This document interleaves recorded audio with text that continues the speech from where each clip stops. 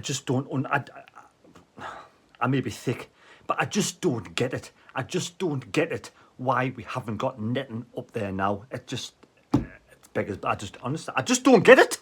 Here we go, back again with another video, and I thought I'd just come back on and chat about one or two subjects. I'm going to talk about it until the cows come home or until it's actually finally done. But before we get into the main subject of the night, I want to chat quickly about team selection. Roberts was missing yesterday. Apparently he took a knock in training, but it's nothing serious, so he'll be back by next weekend. We did lose to a very good Burnley side, 4-2, with half-time leading 2-0, as you know. And there's a clip put up by a Burnley fan of me going down at half-time and giving, saying that it was 2-2 at that time, and hopefully Sunderland could score. Then Burnley went and scored. I have to do that because I'm not allowed to video film inside the ground as they are watching me. They are zooming the cameras down and watching me. Now, if that's the case, surely they can do exactly the same thing with the Burnley away fans. For the person who threw the vape out of the crowd and hit the young lad, coins were thrown. Apparently there was lots of coins thrown. I think it was down in the northwest corner, and a lot of fans were throwing coins down at Sunderland fans as well down below. So netting for me is the main issue of the week. This has to be sorted out. Look at, we all want Sunderland to win. We all want Sunderland to do well, and we'll talk about the game and about KLD in a bit. But we need to have netting up. We need to have netting up. I've spoke to one or two fans with issues from the Coventry game when things were thrown down. This young woman here put a message on my YouTube channel. Hopefully I get this on now, you can see it. But as you can see, she says, a bag of human feces, yes, I'm reading that right. A bag of human feces was thrown by Coventry fans down below to the fans, coins, flares, and etc. Now, they did something since then, apparently. You know, they put more security on, watching the fans more, searching the fans more. I mean, you can hide it. You can hide a vape anywhere, can't you? Let's face it. No one expects someone to throw a vape over the top of coins. Coins can be hidden. You cannot stop people taking coins into the ground. It would take forever and a day. There's only one solution at this moment in time between now and the end of the season, and that is to put netting up. That is the only way we're going to stop fans being seriously. Somebody could actually be killed at some point during the season. And I'm not exaggerating. It just takes the wrong object to be thrown and hit the person in the wrong place, and somebody could actually be murdered at a football match, because it could be serious. It could be serious. Now, people have emailed, that woman there said she emailed the club numerous times and no one's doing anything about it. Now, where's the safety? Somebody mentioned the safety regulations as well. There's got to be safety regulations up there. There's got to be some sort of order done before putting away fans up there. Now, yes, we should move the away fans back down again to where they probably should have been in the first place, where there's proper policing to watch them. That's why the stadium was built. But you can't do it midway through a season. There's loads of season cards. Loads of people are going to be moved. So for me, we've got to have the netting. The netting is available, it's there. It's all about cash to sign the cheque and buy the netting. Now it's down to KLD whether he thinks the fans are worth protecting. Does KLD as an owner think the fans is worth protecting? Now for me, KLD has got to do something about it. He's the majority shareholder, he's the majority owner. He has to now buy this netting and have it installed before the next home game. It has to happen. You know, we'll know exactly what the owners think of our fans if there's no netting up by the next home game, because it needs to be done. Safety of the fans is paramount and comes first at a football match. I've been messaged by people who actually work for the club over the last 24 hours, and they agree 100% something needs to be done. Now, obviously, I won't name these people who work for the club because, simple as, you know, I don't want to risk the job or whatever, but netting has to be bought and purchased and put up there. It has to be done. I don't know where it goes, how far it comes down, but whatever it does. I don't know how small this netting must be, kind of small to stop a coin from going through, but it's got to be done. And any fan that is seen, you know, throwing an object off the top is going to be prosecuted by the police. Prosecuted by the police. Not just banned from away matches, not just banned from home matches. They're going to be prosecuted. Simple as. It's an assault. Now, whether you're drunk or not, it makes no difference. And because you went 2-0 down, you lose the plot. You spit your dummy out and you start throwing things at the away fans. These fans are not fit or purpose to be on the streets. I don't care what anybody says. Like someone said on my vlog, 8 to 8-year-old, no one should be hit by an object at a football match. You go there to be entertained, you go there to watch a game of football. And as my mate Steve, as you've seen, he'd have been on Fans React do his interview. Steve, he went and approached KLD after the match and had a civil conversation with him. He wants, now I don't know if this is right or wrong, I quite agree with Steve. He wants a bit more communication from the owners or from Speakman to the fans. He spoke to Speakman, he spoke to KLD after the game, and KLD's basically, the season is to be consolidated this season. This season is to be consolidated, then we push for promotion in the next couple of years. Now, I said at the start of the season, I think we'll finish 12th place.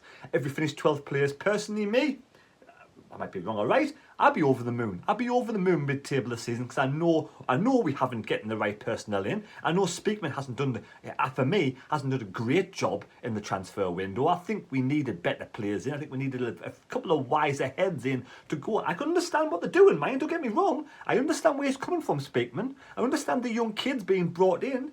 But we do need one or two wise heads as well.